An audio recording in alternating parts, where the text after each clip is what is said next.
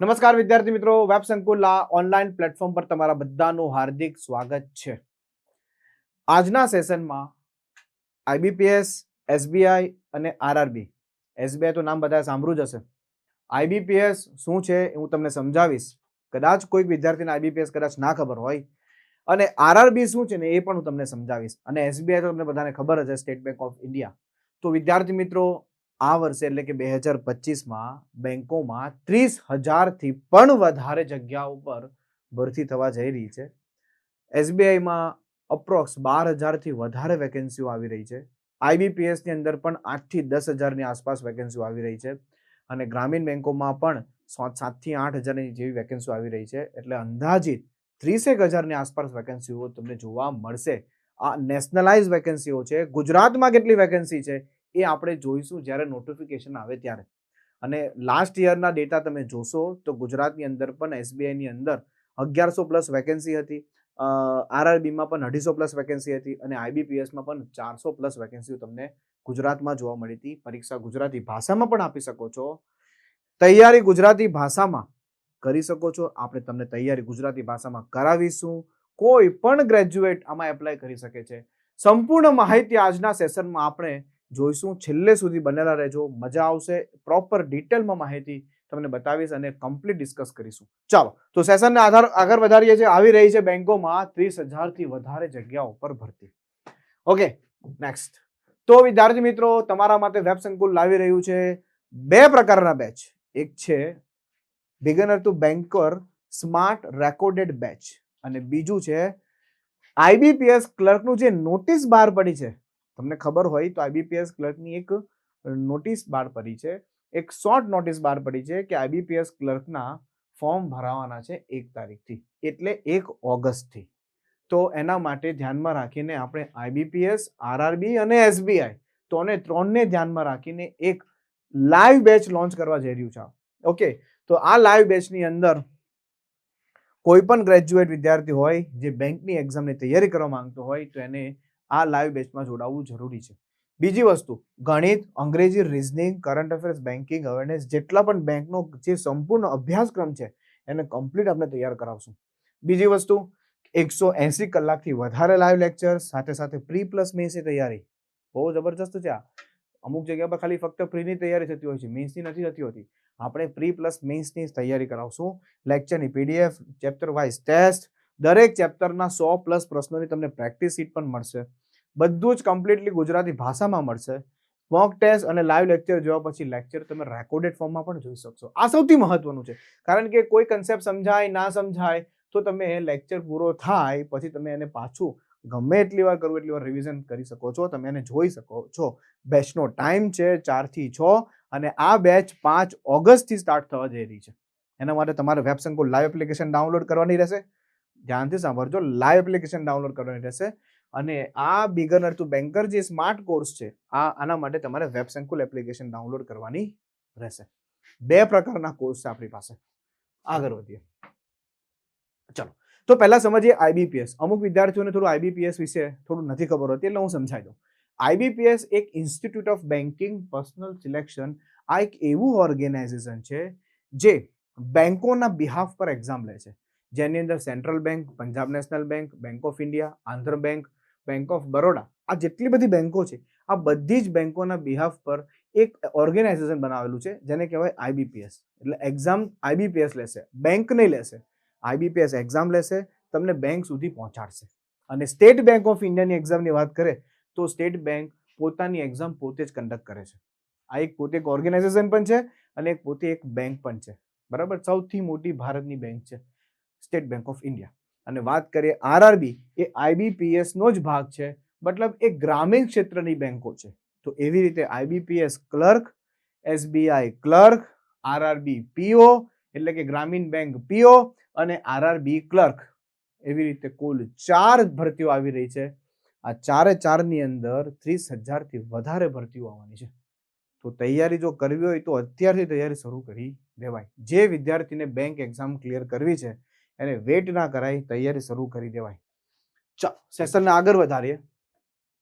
તો શોર્ટમાં જોઈ લઈએ તો કોઈ પણ ગ્રેજ્યુએટ એપ્લાય કરી શકે છે.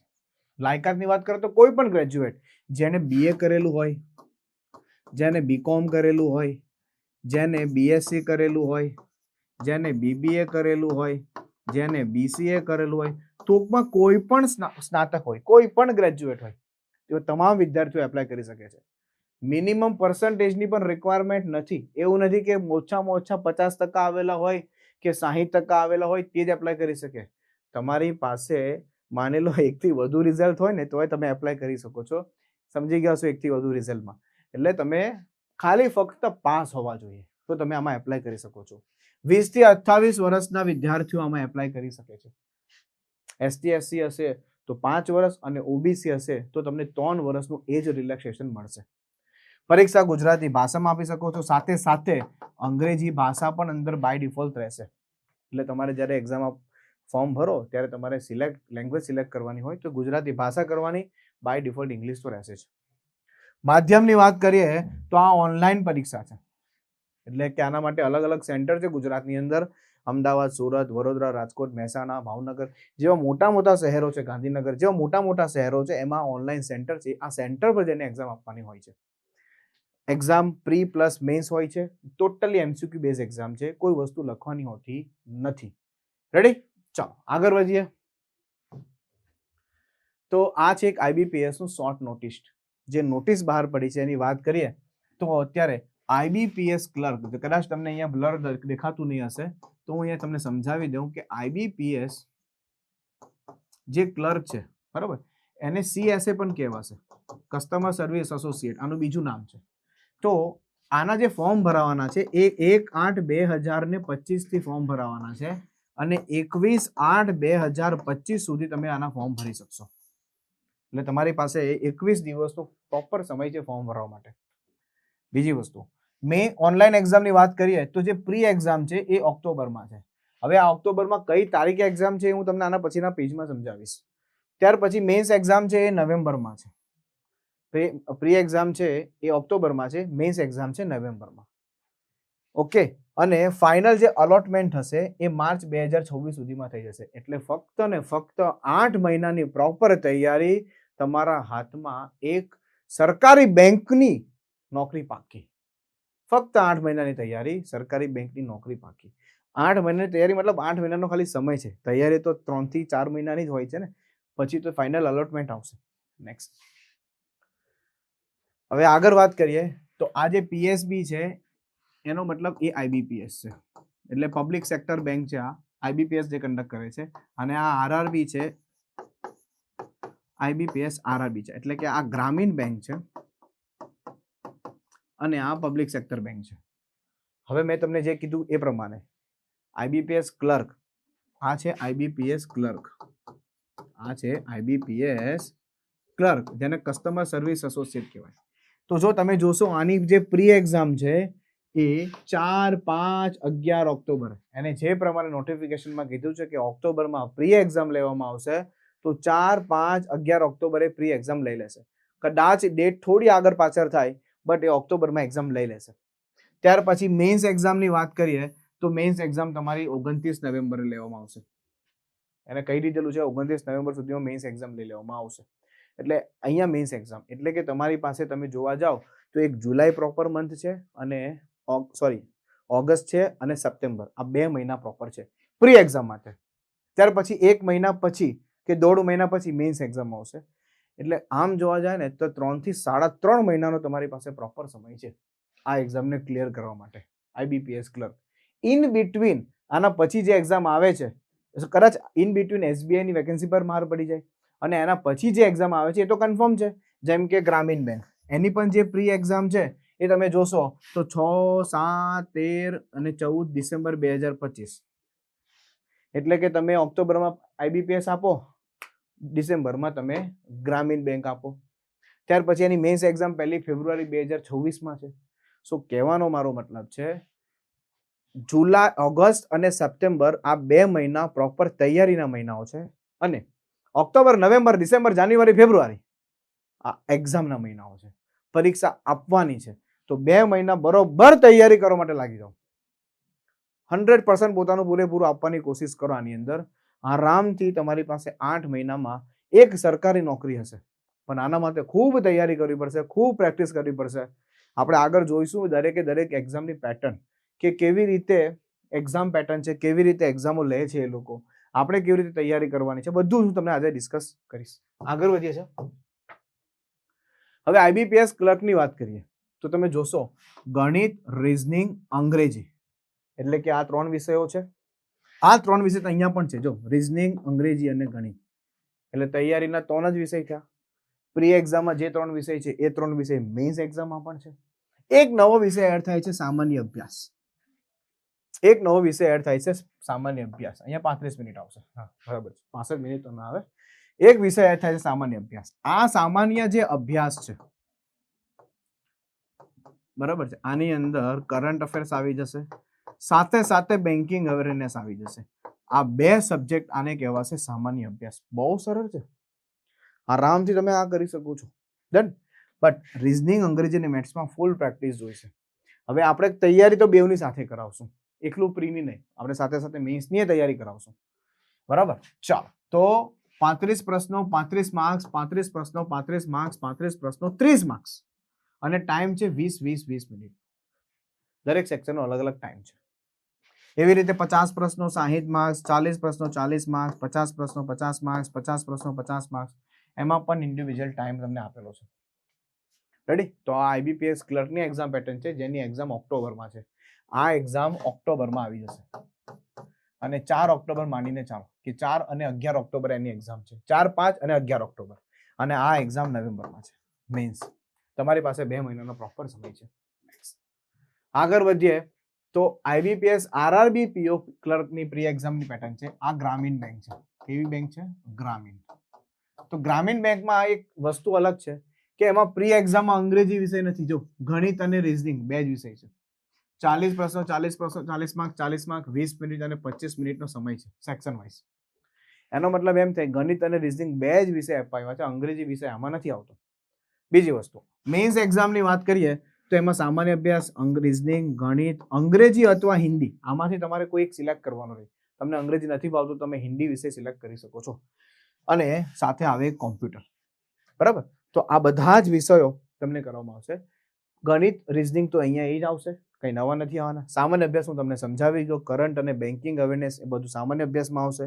અને વાત રહી અંગ્રેજી અથવા હિન્દી, તો મોસ્ટ પ્રોબેબલી અંગ્રેજી સિલેક્ટ કરાય, હિન્દી ના કરાય. કારણ કે બેંક એક્ઝામનું સોફ્ટવેર તમને જ્યારે ટ્રેનિંગ આપવામાં આવશે બેંકની અંદર, એનું સોફ્ટવેર કમ્પ્લીટલી ઇંગ્લિશમાં આવશે, બીજી કોઈ લેંગ્વેજમાં નહીં આવશે. તો ઇંગ્લિશ થોડું કમ્ફર્ટેબલ રહેશે. અને અહીંયા બહુ ટફ ઇંગ્લિશ નથી પૂછાતું, જનરલ ઇંગ્લિશ પૂછાય છે. રેડી? એકદમ સામાન્ય ઇંગ્લિશ, એકદમ તમે સમજી શકો, વાંચી શકો અને એના જવાબ આપી શકો એ ટાઈપનું ઇંગ્લિશ પૂછાય છે. એવી રીતે અલગ અલગ પ્રશ્નો છે, અલગ અલગ માર્ક્સ છે, અને અલગ અલગ એનો ટાઈમ સ્લોટ છે. રેડી? ચાલો, હવે વાત કરીએ આપણે એસબીઆઈ ક્લર્ક. આ એટલા માટે તમને બધાની જ બતાવી દઉં એટલે તમને આઈડિયા આવે. આઈબીપીએસ અને એસબીઆઈ ક્લર્કની એક્ઝામ પેટર્ન ઓલમોસ્ટ સેમ છે, કઈ અલગ નથી. મેથ્સ, રીઝનિંગ અને ઇંગ્લિશ 35 35 30 35 35 30. સેક્શનલ તમને ટાઈમ આપ્યો છે. આમાં જનરલી સેક્શનલ કટ ઓફ નથી હોતું, સો સેક્શનલ ટાઈમ હોય છે અને ઓવરઓલ કટ ઓફ હોય છે. એ સેક્શનલ કટ ઓફ ને ઓવરઓલ કટ ઓફ શું છે, આ વસ્તુ જ્યારે નોટિફિકેશન આવશે ને ત્યારે હું તમને ડિસ્કસ કરીશ, કારણ કે નોટિફિકેશનમાં કંઈક ચેન્જ થઈને પણ આવી શકે છે. ઓકે, સાથે સાથે તમે જોશો મેઇન્સ એક્ઝામમાં રીઝનિંગ, અંગ્રેજી, ગણિત અને સામાન્ય અભ્યાસ. એટલે તમે એક વસ્તુ ઓબ્ઝર્વ કરી કે આઈબીપીએસની એક્ઝામ હોય, એસબીઆઈની એક્ઝામ હોય કે ગ્રામીણ બેંકની એક્ઝામ હોય, બધાનો સિલેબસ સરખો છે અને એક્ઝામ પેટર્ન પણ સેમ છે. ખાલી એક જ એક્ઝામ પેટર્નમાં ફરક છે. આરઆરબીની અંદર ખાલી અંગ્રેજી વિષય નથી પ્રી એક્ઝામમાં, બાકી ઓલમોસ્ટ સેમ છે.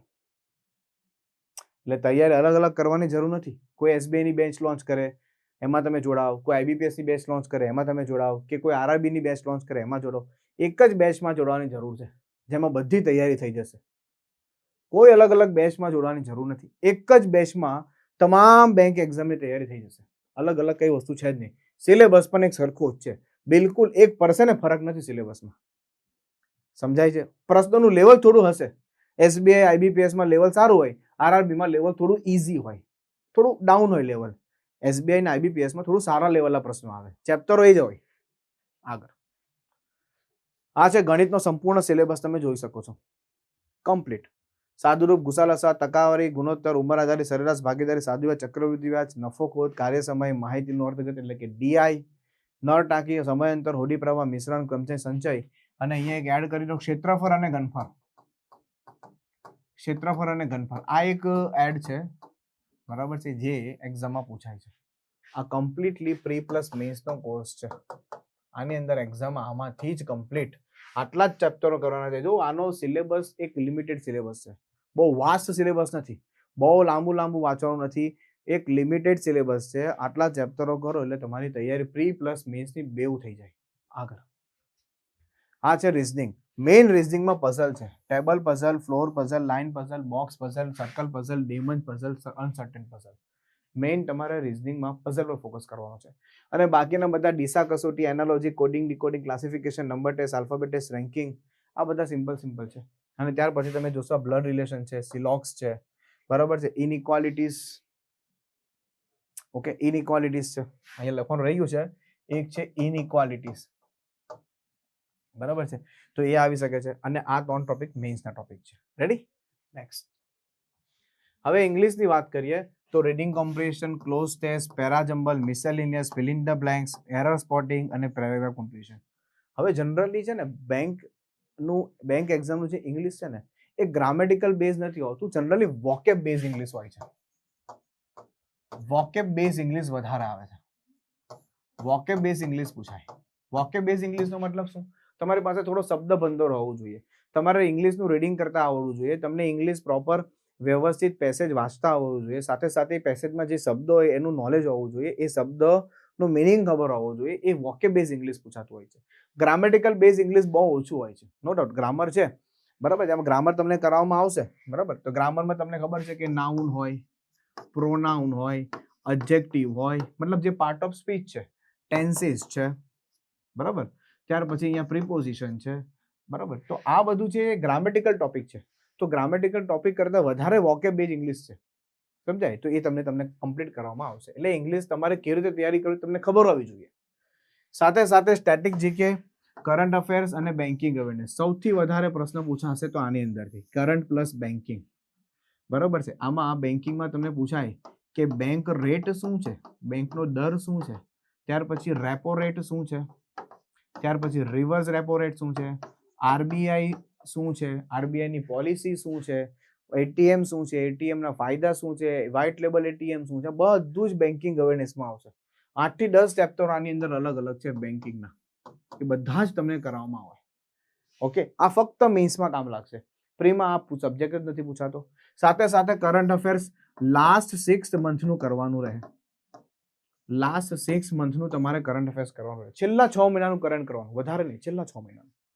ઓકે, અને સ્ટેટિક જીકેમાં તમે અભયારણ્યો પૂછાય, બરાબર, રાષ્ટ્રીય ઉદ્યાનો પૂછાય, ત્યાર પછી કંઈક નવું હોય ઇન્ડિયામાં, કંઈક નવું હોય, લોન્ચ થયું હોય, ભારત સરકારની કંઈક નવી યોજનાઓ આવી હોય તો એના વિશે થોડું આમાં પૂછાય. નેક્સ્ટ.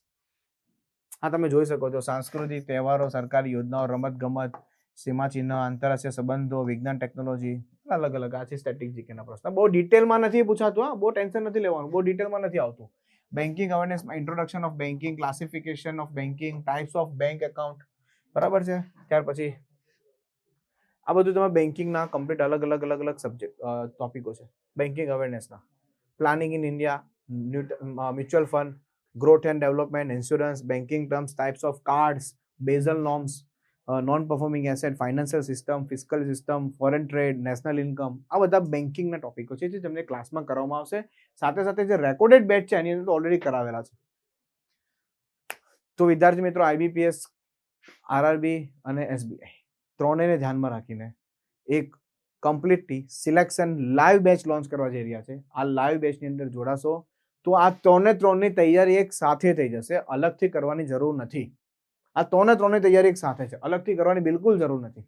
એની અંદર તમને બધા જ વિષયો કરાવી દેવામાં આવશે. સાથે સાથે એજની વાત કરીએ તો 20 થી 28 વર્ષના વિદ્યાર્થી એપ્લાય કરી શકે છે, ક્વોલિફિકેશન ગ્રેજ્યુએટ કોઈ પણ એપ્લાય કરી શકે છે. બેચની વિશેષતાની વાત કરીએ તો 180 કલાકથી વધારે રેકોર્ડેડ 180 કલાકથી વધારે લેક્ચર્સ લેવામાં આવશે. પ્રી પ્લસ મેન્સની તૈયારી, lecture PDF, topic wise test, chapter wise test, 100+ વધારે પ્રશ્નોની તમને practice, live mock test, live lecture જોયા પછી રેકોર્ડેડ લેક્ચર જોઈ શકો છો. ફીસ છે ઓનલી 4,999. ટાઈમની વાત કરીએ તો 4 થી 6 નો ટાઈમ રહે છે અને વેલિડિટીની વાત કરીએ તો બેટા 6 થી 7 મહિના આની વેલિડિટી રહેશે. ઓકે, અને ટાઈમ છે 4 થી 6. આરામથી પ્રોપર તૈયારી કરશો 3 થી 3.5 મહિનામાં આરામથી આનો સિલેબસ પણ કમ્પ્લીટ થઈ જશે અને આવનારી એક્ઝામ માટે પણ તમારી તૈયારી થઈ જશે. સાથે સાથે જે વિદ્યાર્થી મિત્રોને રેકોર્ડેડ બેચ જોવો હોય તો રેકોર્ડેડ બેચ પણ તમે જોઈ શકો છો. આમાં જોવા માટે તમારે વેબ સંકુલ એપ્લિકેશન ડાઉનલોડ કરવું પડશે.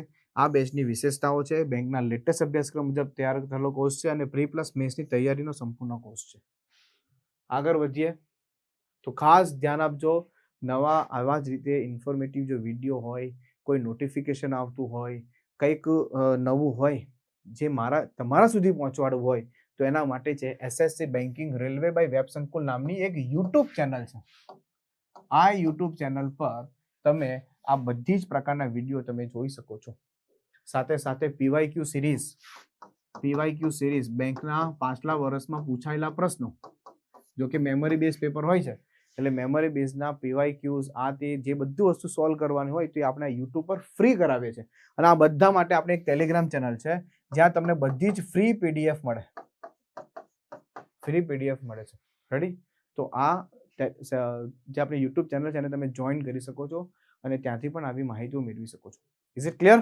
આઈ હોપ તમને બહુ સારી રીતે બધી જ વસ્તુઓ ખબર પડી ગઈ હશે. ઓકે, તો મળીએ છે નવા વિડીયોમાં અને નેક્સ્ટ વિડીયોમાં જ્યારે પણ નોટિફિકેશન આવશે એટલે હું તમને પાછો ઇન્ફોર્મ કરીશ, પાછો તમારા માટે વિડીયો લાવીશ. ફોર્મ કેવી રીતે ભરવાનું છે, શું કરવાનું છે, બધી જ વસ્તુ હું પાછી ડિટેલમાં તમને સમજાવીશ. Thank you so much. જય હિન્દ, જય ભારત.